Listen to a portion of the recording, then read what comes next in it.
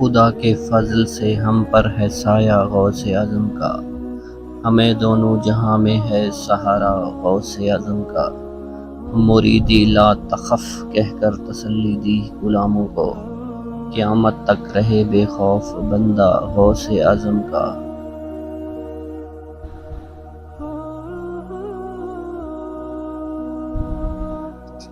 شیخ ابو سعید عبداللہ محمد سے منقول ہے، فرماتے ہیں میں ابن سقا اور حضور سیدنا غوث اعظم جامعہ نظامیہ بغداد میں زیر تعلیم تھے۔ اس زمانے میں بغداد میں ایک بہت شخص مشہور تھا، سب اس کو غوث کہتے تھے۔ وہ جب چاہتا ظاہر ہو جاتا، جب چاہتا غائب ہو جاتا۔ ایک روز ہم تینوں دوستوں نے اس کے ارادہ کیا کہ اس سے ملا جائے۔ جب ہم روانہ ہوئے تو ابن السقا نے کہا کہ میں اس غوث سے ایسا مسئلہ پوچھوں گا، لاجواب ہو جائے گا۔ میں نے کہا میں بھی ایک سوال کروں گا، دیکھتا ہے کیا جواب دیتے ہیں۔ حضور سیدنا غوث اعظم نے فرمایا میں کوئی سوال نہیں کروں گا، میں تو صرف ان کی زیارت کی سعادت حاصل کروں گا۔ شیخ ابو سعید عبداللہ محمد فرماتے ہیں جب ہم وہاں پہنچے تو وہ موجود نہ تھے۔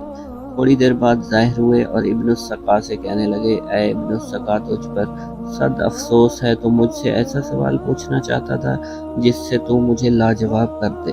تمہارا سوال یہ تھا، اس کا جواب یہ ہے۔ انہوں نے ابن السقا کے بتائے بغیر اس کے سوال کا جواب دے دیا اور پھر فرمایا مجھے تیرے اندر کفر نظر آتا ہے۔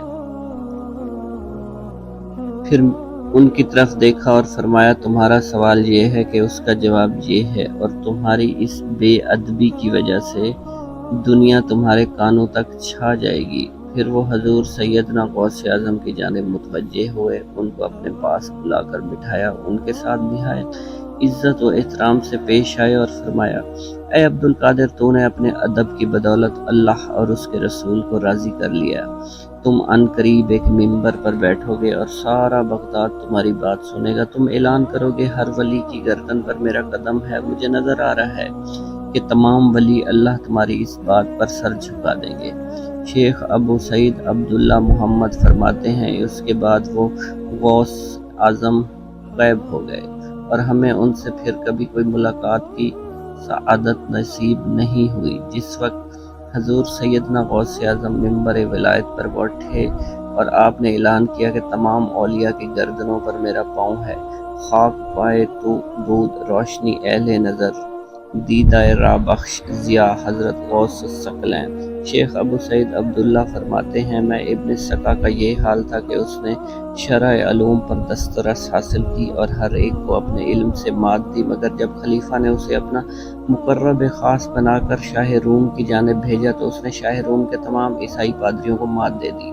شاہ روم نے اس کی نہایت عزت کی، اسے اپنا مقرب خاص بنا لیا۔ وہاں ابن السقا ایک لڑکی پر فریفتہ ہوا، اس نے شاہ روم سے اس کا ہاتھ مانگا۔ شاہ روم نے کہا کہ اس کا رشتہ ایک شرط پر دوں گا، جب تو عیسائی ہو جائے گا۔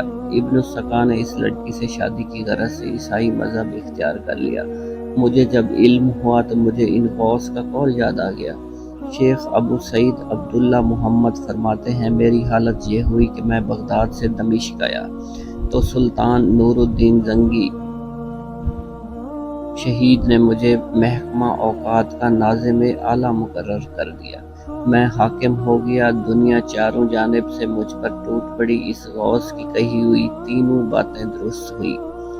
حضرت سیدنا غوث اعظم فرماتے ہیں میں 509 ہجری میں پہلی مرتبہ حج بیت اللہ کی سعادت نصیب ہوئی۔ میں حرم پاک کی جانب عازم سفر ہوا۔ جب میں منارہ ام القرون جو مکہ مکرمہ کے نزدیک ایک مقام ہے وہاں پہنچا تو میری ملاقات حضرت شیخ عدی بن مسافر سے ہوئی۔ وہ اس وقت عالم شباب میں تھے۔ انہوں نے مجھ سے دریافت کیا کہاں جا رہے ہو؟ میں نے کہا میں حج بیت اللہ شریف کی نیت سے جا رہا ہوں۔ انہوں نے پوچھا کیا ہم ساتھی بن سکتے ہیں؟ میں نے کہا ممکن ہے۔ حضور سیدنا غوث اعظم فرماتے ہیں پھر ہم دونوں نے اکٹھے سفر شروع کیا۔ راستے میں ایک لڑکی ملی جس کے چہرے پر نقاب تھا، وہ میرے سامنے آ کر کھڑی ہوگی۔ دریافت کیا تم کون ہو؟ میں نے کہا میں عجم کا رہنے والا ہوں، بغداد سے آ رہا ہوں۔ اس لڑکی نے کہا میں حبشہ میں تھی، جب میں نے دیکھا اللہ عز و جل نے تیرے دل پر تجلی کی اور جہاں تک مجھے معلوم ہے اللہ نے اپنے وصل سے تجھے کچھ عطا کیا ہے جو کسی کو نہیں کیا، بس میں نے چاہا کہ میں تجھے دیکھوں۔ پھر کہنے لگی آج میں تم دونوں کے ساتھ رہوں گی، شام کو روزہ بھی افطار کروں گی۔ پھر وہ راستے کے ایک طرف اور ہم دوسری طرف چلنا شروع ہو گئے۔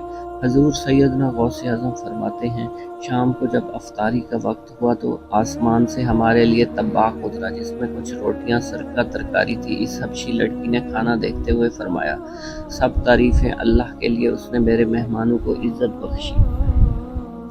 ہر رات میرے لیے 2 روٹیاں اترا کرتی ہیں، آج میرے ساتھ مہمان ہیں، 6 روٹیاں اتری ہیں۔ حضور سیدنا غوث اعظم فرماتے ہیں ہم تینوں نے اس میں سے 2 روٹیاں کھائیں، پھر پانی کے 3 کوزے اترے، ہم نے اس میں سے پانی پیا۔ اس کے بعد وہ لڑکی ہم سے رخصت ہو گئی، ہم دونوں مکہ پہنچے، طواف کی غرض سے بیت اللہ تشریف لے گئے۔ حضرت شیخ عدی بن مسافر پر انوار و تجلیات کی بارش ہوئی، وہ بے ہوش ہو گئے، دیکھنے سے گمان ہوتا تھا وصال فرما گئے۔